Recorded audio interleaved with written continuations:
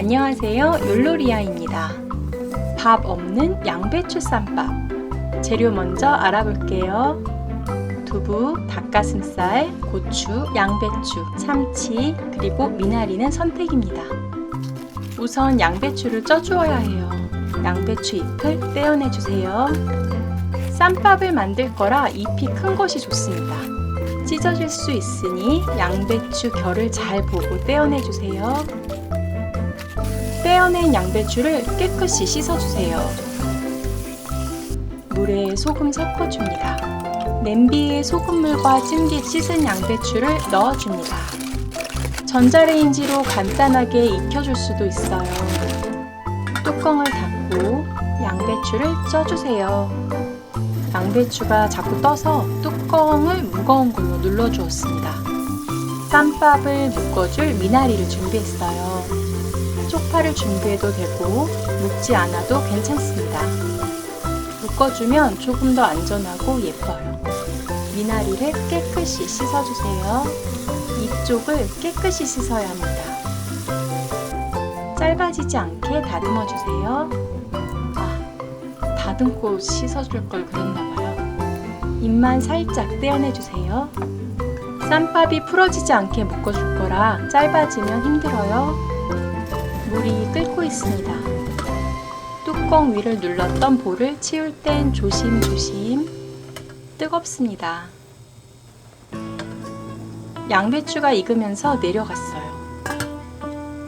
조금만 더 쪄줄게요.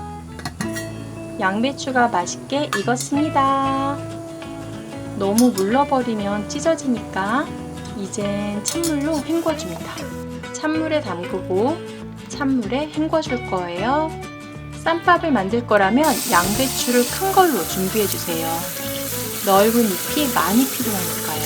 양배추 쌈밥은 바로 싸먹어도 맛있지만 도시락으로 챙겨도 좋습니다. 물기를 제거해주세요.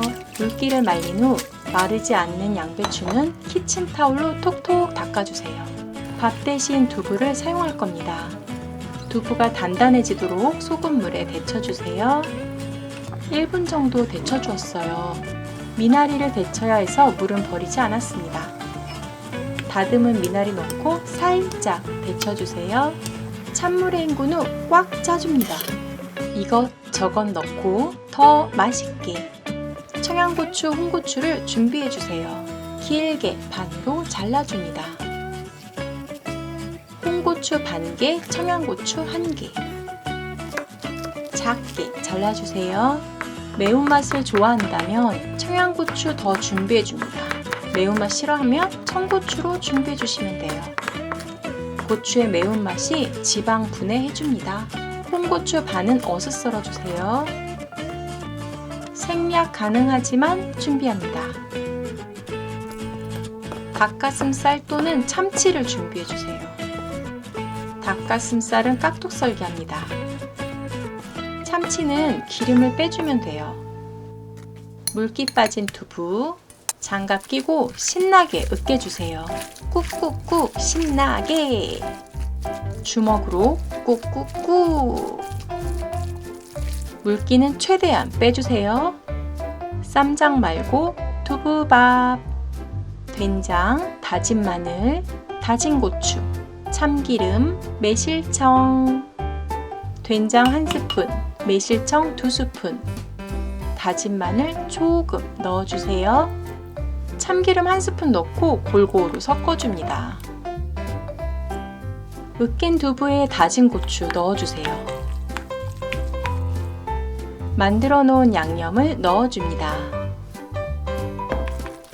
골고루 섞어주세요. 남은 양념까지 싹싹싹 긁어서 넣어주세요.